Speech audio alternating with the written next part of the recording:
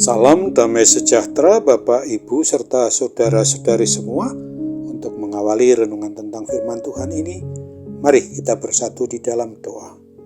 Tuhan Allah Bapa di sorga yang melebihi segala akal, hati, dan pikiran kami umat manusia, berfirmanlah kepada kami sebab kami bersedia untuk mendengar, dan oleh pertolongan Roh Kudus mampukan kami untuk melaksanakan hidup ini sesuai dengan kebenaran firman-Mu itu. Dalam nama Tuhan Yesus kami mohon kepadamu. Amin. Sebagai nas renungan firman Tuhan pada hari ini diambil dari Roma 8 ayat 35 yang berbunyi, siapakah yang akan memisahkan kita dari kasih Kristus? Penindasan atau kesengsaraan atau penganiayaan atau kelaparan atau ketelanjangan atau bahaya atau pedang? Sebagai tema yang diangkat dari nas renungan kita ini adalah umat diselamatkan oleh karena kasih Kristus.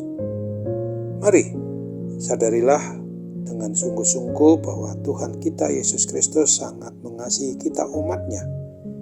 Itulah sebabnya Dia relakan dirinya mati terkutuk di atas kayu salib di Bukit Golgota untuk menggantikan kita supaya kita boleh diselamatkan, bukan saja berada di dunia ini, tetapi sampai kepada kehidupan yang kekal di surga. Karena itu, mari kita sungguh-sungguh boleh mengalami hidup yang benar-benar menurut rencana dan kehendak Tuhan, untuk memungkinkan dalam keselamatan kita ini senantiasa boleh dibebaskan dari ancaman kuasa maut, kuasa kematian kekal yang memisahkan kita dengan Tuhan itu. Sesungguhnya tidak ada yang dapat memisahkan kita dari kasih Kristus, apapun bentuknya itu. Mari pahamilah bahwa kasih-Nya yang begitu besar, Tuhan Yesus Kristus telah sungguh-sungguh berkenan untuk mengalahkan kuasa kematian, kuasa maut itu dengan mengalahkannya. Dan pasti Dia juga yang akan mengalahkan setiap permasalahan maupun pergumulan hidup kita umat manusia sebagaimana yang Tuhan kehendaki.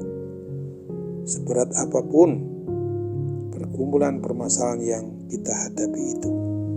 Oleh sebab itu ketahuilah, sesulit apapun pergumulan maupun permasalahan hidup kita, supaya semuanya itu hanyalah sementara. Tidak sedikit orang yang hidupnya terancam hanya karena memperjuangkan keadilan, kebenaran, dan hak hidup sesama kita. Namun, sekalipun dalam ancaman, mereka tidak berhenti dengan misi yang telah dipercayakan oleh Tuhan Yesus kepadanya. Mereka tidak lari pada saat yang sama, dan mereka pun tidak melakukan perlawanan. Walaupun hidup kita ini di bawah ancaman atau dalam keadaan tertekan, ditekan, diintimidasi, dan tidak membuat kita harus takut dalam menghadapi hal itu semua, namun bukan untuk melakukan perlawanan, tetapi karena hidup di dalam kasih Kristus. Ketahuilah dan sadarilah bahwa ketika hidup kita umat manusia di muka bumi ini digerakkan oleh cinta kasih Kristus, maka ancaman apapun tidak akan menggoyahkan iman percaya kita kepadanya dan pengharapan kita hanya kepada satu-satunya Tuhan Allah yang sudah menyatakan diri di dalam Yesus Kristus dan terus beserta dengan kita di hati kita melalui Roh Kudus. Justru kita akan semakin kuat dan teguh di dalam iman percaya kepadanya. Jadi mari kita terus kuatkan iman percaya kita masing-masing dan menjaga ketaatan kesetiaan kita, bukan saja berhenti di dunia ini, tapi sampai kepada akhir hayat kelak kita pun akan dibawa kepada kehidupan yang kekal yang sudah disediakan Tuhan Yesus di surga. Apapun yang terjadi dalam hidup kita, mari tetap taat dan setialah hanya kepada Kristus. Kita harus belajar dari iman orang percaya mula-mula, di mana mereka tidak pernah takut akan apapun, bahkan penganiayaan dan bahkan kematian sekalipun.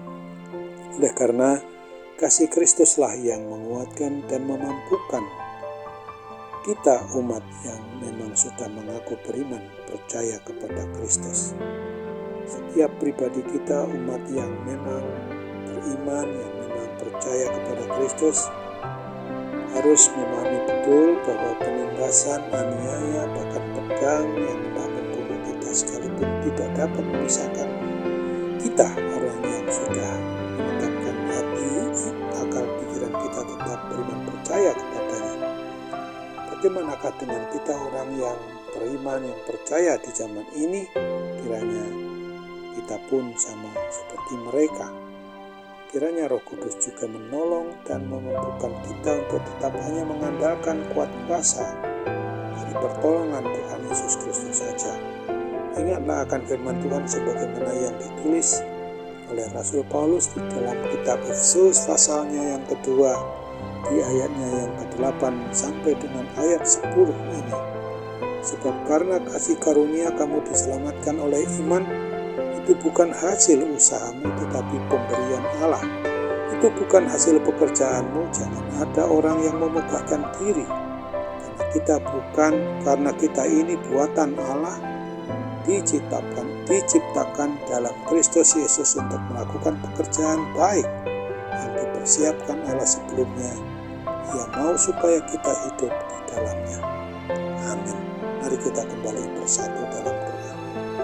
Terima kasih Tuhan Bapa di surga untuk kebenaran firman Tuhan yang boleh kami renungkan pada hari ini, supaya kami juga sungguh-sungguh merasakan betapa pada hari minggu-minggu menurut tahun gerejawinya kami berada pada minggu pra Jumat Agung maupun minggu pra Paskah dan sudah melewati minggu Palmarum, maka kami akan sungguh-sungguh berharap kepada Tuhan Yesus supaya kami memperoleh kekuatan maupun tenaga iman percaya kami yang baru yang dari anugerah-Mu itu, supaya kami jangan gampang dibuai oleh kuasa-kuasa jahat, kuasa setan yang mencoba memisahkan kami dari kasih Tuhan Yesus Kristus.